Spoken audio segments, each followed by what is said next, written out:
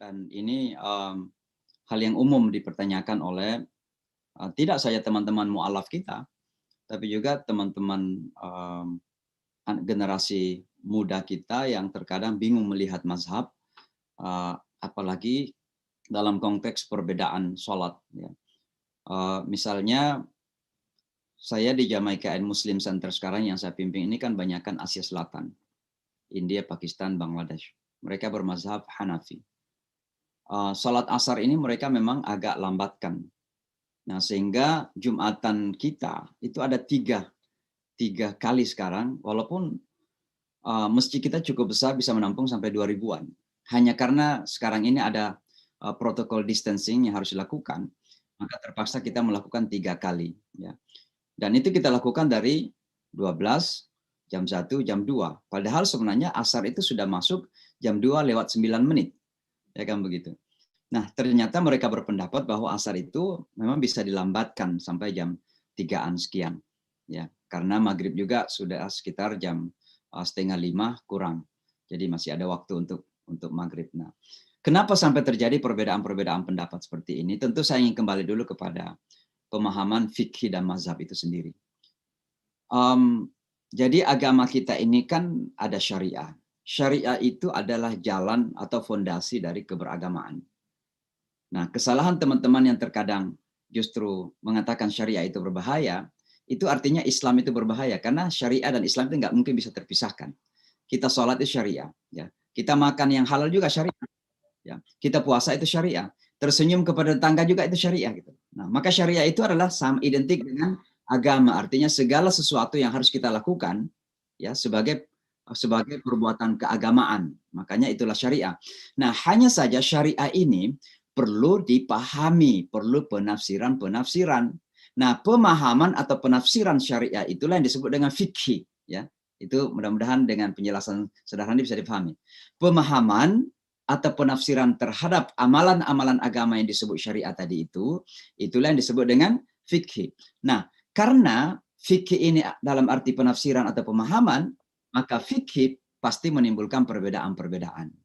Kenapa? Karena namanya juga pemahaman dan penafsiran. Ya. Saya kasih contoh saja yang mungkin lebih sederhana dulu. Ketika kita berwudu, maka salah satu hal yang kita lakukan adalah wamsahu biru'usikum. Ya, usap kepalamu. Nah, itu dalam ayat Al-Quran. Maka berwudu itu harus mengusap kepala. Nah, cuma Al-Quran mengatakan begini, wamsahu bi, ada huruf ba di situ. Gara-gara huruf ba, maka kemudian para ulama kita berbeda pendapat. Ada yang mengatakan ba itu artinya sebahagian. Nah, karena ada kata sebahagian, lalu kemudian mengatakan sebahagian itu apa ya? Apakah sepertiga? Apakah setengahnya? Ataukah yang penting sudah menyentuh walaupun 3 rambut saja seperti Imam Syafi'i atau bagaimana? Ada yang mengatakan ba itu nggak ada artinya. Ba itu litazin, hanya untuk memperindah bahasa saja. Tapi sesungguhnya adalah wamsahu ru'usakum, usaplah kepalamu, artinya semuanya gitu. Nah, coba lihat, gara-gara huruf ba saja berbeda pendapat, 4 pendapat gitu loh.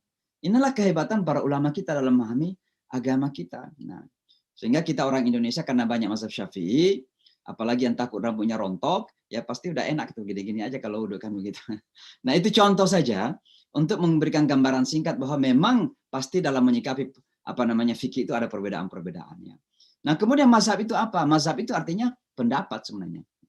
Mazhab itu tempat jalan. Dari kata zahaba, yadhabu madhabun, tempat berjalan. Artinya pendapat, opini, penafsiran, dan sebagainya.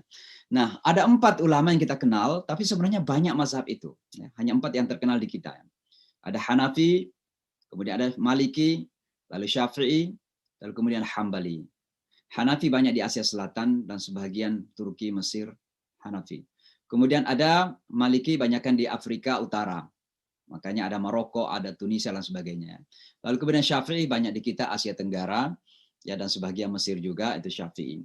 Lalu kemudian ada Hambali itu banyakkan Timur Tengah, walaupun orang Timur Tengah kadang mengaku nggak punya mazhab karena mereka ikut kepada pandangan Salafi dan lain sebagainya. Itu semua mazhab sebenarnya.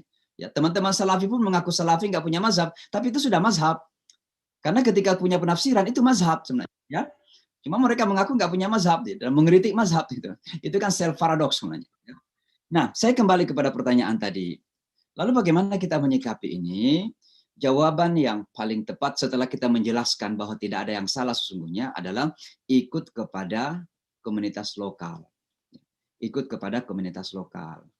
Karena kalau tidak, ada sesuatu yang lebih mudarat yang terjadi, dan itu perpecahan. Akan terjadi hiruk pikuk, akan terjadi kekisruhan atau keresahan di masyarakat. Maka sarankan ikut kepada masyarakat setempat. Kalau dia biasanya salat di masjid, ya ikut kepada mazhab masjid itu. Kalau Hanafi, ya ikut kepada Hanafi. Tentu penentuan salatnya ada beda dengan yang lain. Nah, apakah ada yang salah atau tidak? Mungkin kalau saya berpendapat sebagai seorang yang punya mazhab tertentu, saya akan mengatakan mereka salah. Dan itu wajar-wajar salah, wajar-wajar saja. Tapi kesalahan mereka mengandung kebenaran. Artinya apa? Karena tuduhan saya bahwa mereka salah itu berdasarkan pendapat. Kok Al-Quran nggak mengatakan bahwa mereka salah kok?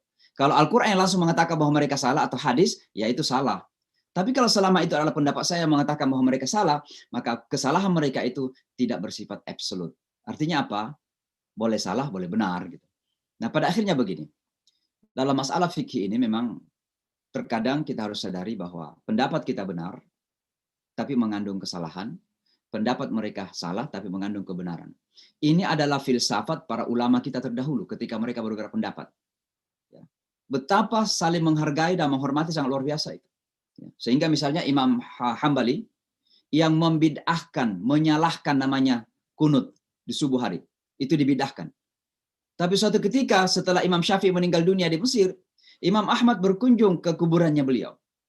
Ketika salat subuh, dia kunut. Terkejut murid-muridnya yang selama ini mendengar dari gurunya Ahmad Hambali bahwa kunut itu bid'ah. Sekarang justru memimpin murid-muridnya kunut. Ditanya, ya Syekh, kok kunut? Dia katakan untuk menghargai, untuk menghormati sahib hadzal qabr, pemilik kuburan ini, Syafi'i. Itulah para ulama kita terdahulu. Bedanya kita sekarang ini justru baru kita belajar 3 hadis, baru kita belajar 1-2 buku, sudah merasa kita yang paling alim. Apalagi belajarnya dari Profesor Google gitu. Sudah menjadi mufti gitu.